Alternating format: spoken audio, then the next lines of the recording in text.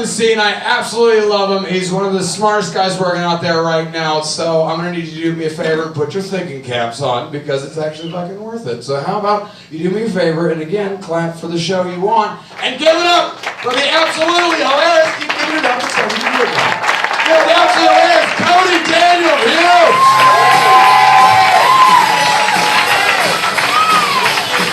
Keep it going for Sean, everybody. Hello, I don't belong here. He's like, yeah, just, I don't know, this comedian, like, you just look at the lineup and like, oh no, this is clearly a Carrie prom queen sort of situation. I'll tell you a little bit about myself. I'm a bit of a prankster. Like you know how sometimes on Facebook somebody will post that they're up for a job, and you should send them good vibes. Sometimes I send them bad vibes. And then when they're wondering why they didn't get that job at the Apple store, check your vibes. Some of them are bad. I have a new pet peeve. Any other guys do that? Just like generate pet peeves to be more interesting on dates? I might not have much of a personality, but boy oh boy do I have some opinions about police brutality.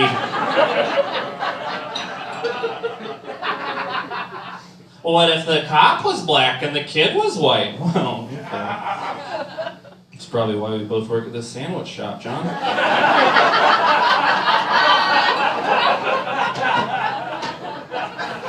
I don't mean to make light of police brutality.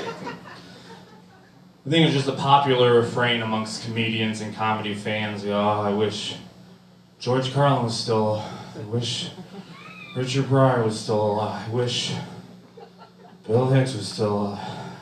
I'd love to hear what they have to say about this now. Call me an idiot, but I just want to know what Jeff Dunham's puppets have to think about it. Call me a moron with bad taste. But what if Ahmed the Dead Terrorist was still alive?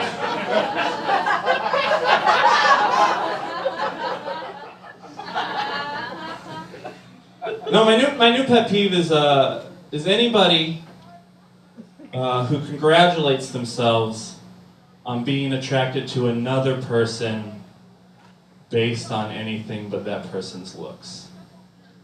Like, I can't stand it when somebody's like, oh, I'm attracted to a woman's intelligence. Well, who gives a fuck? It's still getting funneled through your dick, right? It's still getting funneled through your grossest body part. Like, you can want to fuck a woman because she has nice tits. You can want to fuck a woman because she incorporates David Foster Wallace quotes in the conversation. Like, you're still gonna ejaculate semen. Like, it doesn't matter how sophisticated your fetish is. You're not gonna like ejaculate like a hot chai latte or an anthology of Rumi poetry. Do you understand? I'm going through a bit of a breakup right now, which is hard. It's hard.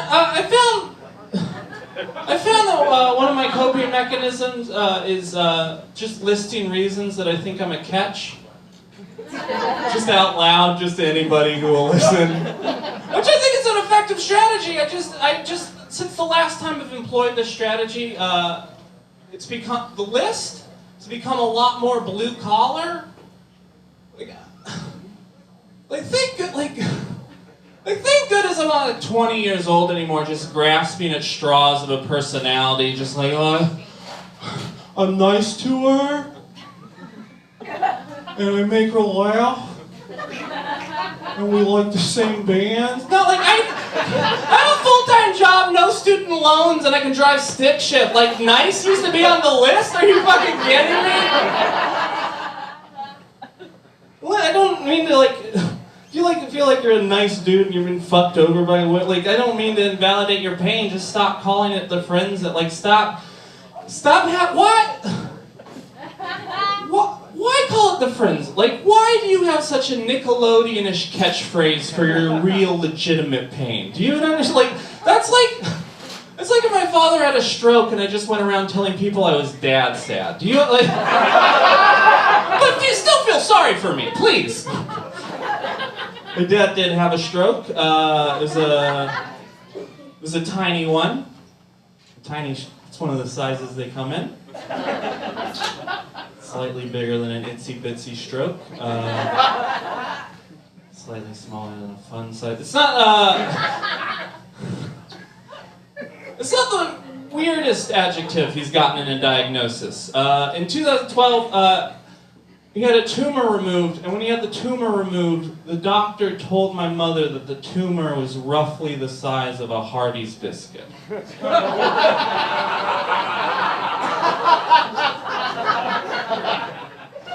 Oh, Carl's Jr. I want everybody to get it. A Carl's Jr. biscuit-sized tumor. I was really stressed that I didn't know what to do, like, so I prayed about it, which is not a thing I do anymore. Because, like, I was raised Presbyterian, and Presbyterians believe in predestination, which sort of means Presbyterians believe that the future is already determined, which means that prayers are sort of like the suggestion box to McDonald's. Like, they're gonna bring back the McRib. Whether or not I thought it was a good idea. Comedy savvy people in the audience. That's a McRib reference. That's lazy writing. Well, keep in mind in this instance, McDonald's bringing back the McRib is an analogy for God trying to kill my dad. So I think the joke is fine. I'm from the South, originally from North Carolina. I miss it. I miss the Southern accent most of all, because the Southern accent is a very special way of making crazy sound folksy. Like, last time I walked into the Salvation Army, I immediately make eye contact with a woman who has her hands by her mouth. And she goes, "I must need lunch. I'm practically eating my fingers." And then we both laughed. Like, that's a person you don't make eye contact with on the bus here, but in North Carolina, it's like, you don't need to tell me twice, sister. I'm gonna get out of here on that. Thank y'all very much.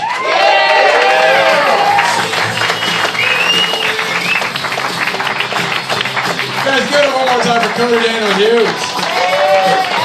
Now, I don't know if you know this, Cody suffers from the idea that he doesn't think that anybody enjoyed that set.